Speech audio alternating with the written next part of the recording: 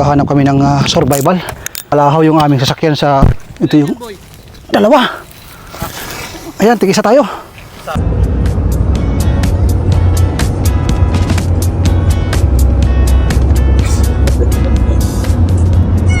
Kaya doon pa.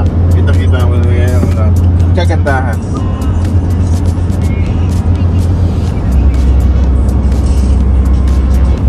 In our right is the lush greenery of Qatar, which the cows pasture their milk and dairy products. You can see the Baladna factory on our right corner. That's the Baladna.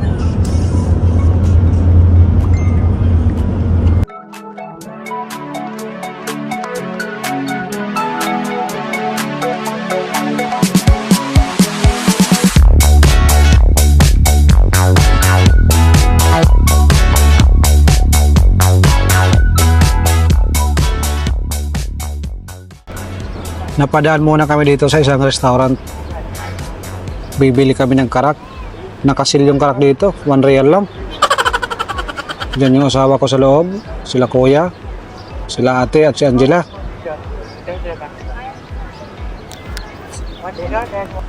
Dito sa bansang Qatar, basta order ka, tawag ka lang ng waiter, at ayun yung restaurant nila.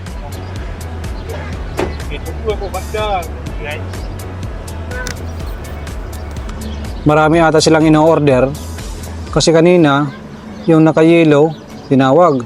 Dito naman sa kabila tumawag na naman si ate ng waiter. Hindi na kami nakapaghanda, nakapagluto para sa baon namin sa beach. Ang gagawin na lang, nag-order na lang kami. Mabilisan, madalian. Kasi biglaan yung aming pag-alis. Mas maganda yung biglaan kasi natutuloy. Kambing naman na itong baby mo. Friendship na sa Pao. Nakapag-order. So yung ni-rescue namin, no? Ito, anong gusto mo dito? Yun o, mayroong pritong camel. Ayaw mo na ka, ano? Binalutan na siya. Binalutan ko, tapos ito yung condition niya. And 60 naman. You're not scared? Wag. Ha? You're not scared? Wak na. Nah, hindi daw siya takot. Ito tayo mo yun. Yan sila, 1, 2, 3, 4, 5. Nakikita nyo yung nasa unahan. Lalaman natin mga kabayan yan. Isang linya, di naghihiwa-hiwalay. Meron silang adventure siguro na pupuntahan. Papunta din yan sa dagat. Kalawang araw ng Eid. Kaya humahabol.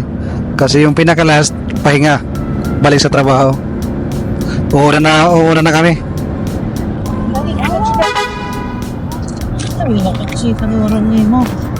Sorry. Nakarating na kami sa aming pupuntahan na dagat. Ayan. Labot, boss. Chinek muna. Baka mabalahaw. Di ba nga kaya yan ng 4 wheels? Ito nga. Pwede mong i-scout doon. Kung anong sitwasyon doon. Pwede. Scout. Pero may nakakapasok naman na hindi 4 wheels, oh. Mga pick up din, may pick up doon. Talaga? Ayan, pick up yan. Kasi pag ganito yan, mabuhangin sa disyerto, kailangan 4 wheels. Pag hindi, mapapalahaw yan. May Pilipino, magtanong ka, saan kayo dumaan sila na matigas? Kasi... Check namin yung mga daan. Tatawag kami. Narating na namin yung dagat. Susubukan ni kuya kung gagana ba yung kanyang 4 wheels. 4 naman yung gulong yun 4 wheels yun. Hahanap kami ng pwesto dito sa gilid ng dagat. Maraming mga nagkakamping. May mga ilaw sila. Mga Land Cruiser kaya matitibay ang kanilang mga dala.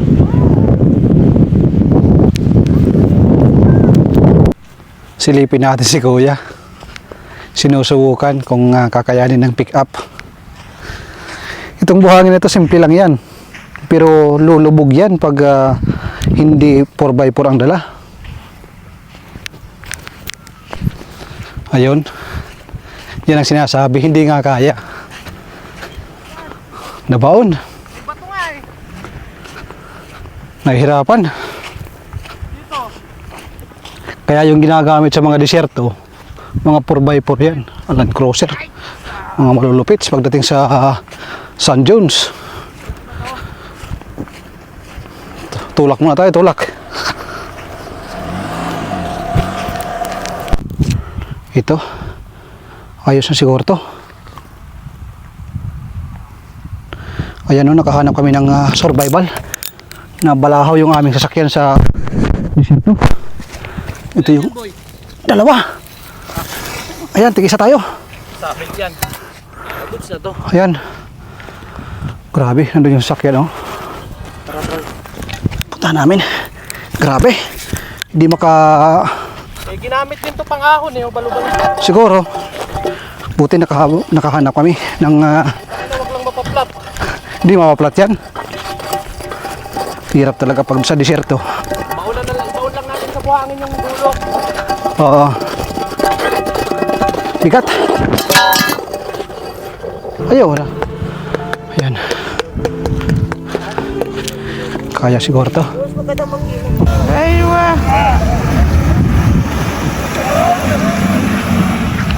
Pupunta na ba yung akbol na takluban? Yan. Nakarating din kami sa gilid ng dagat. Napakaraming tao dito. Sit up na. Tapos na yung balahaw. Anong Kaya? wala na itong manual ko ya? Or automatic to? Kanya-kanyang diskarte. Meron kaming project bawat isa sa amin. May magbabarbecue at mayroong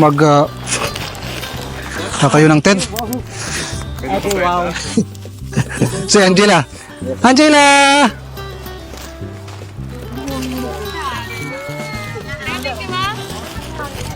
Tayo mag-set up dito? Oh, dito. Memorize mo to, kuya? Hindi eh. Baka magsobra ng tornilyo. Wala rin dyan dito.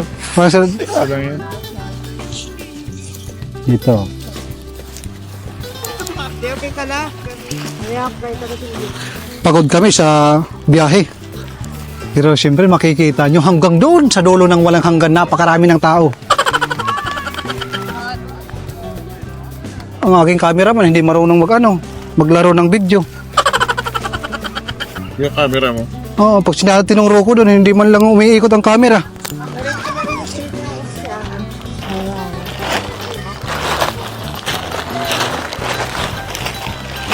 Mas maganda yung mayroong tent para pag linamig, papasok.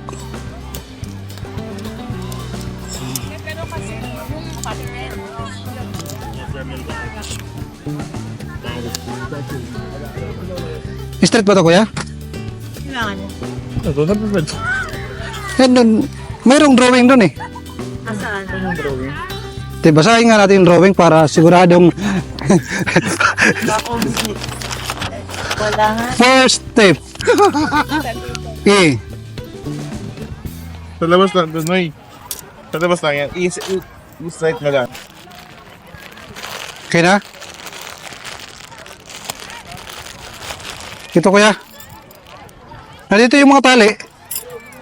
Kailangan mo ba ito? Saan natin yung pisto? Eh, tutusok mo yan dyan. Hotel.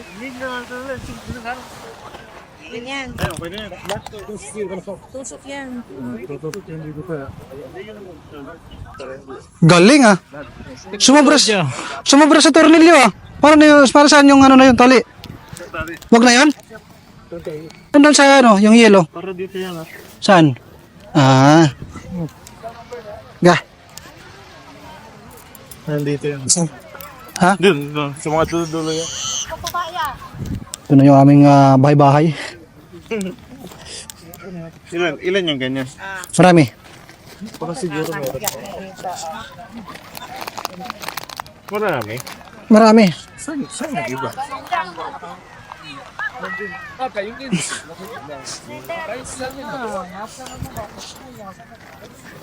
Kalaki pala, ano, kalaki pala. Ayos na. Ayos naman pala. Pasok. Pasok. Ayos na ba?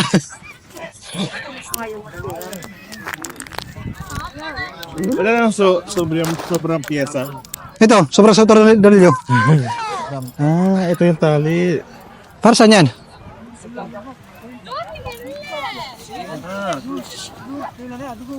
Dari ka na.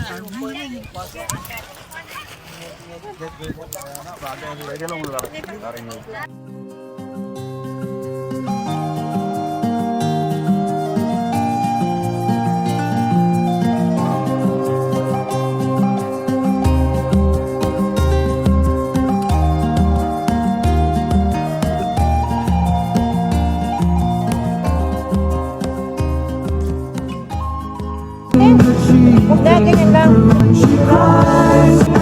Wala.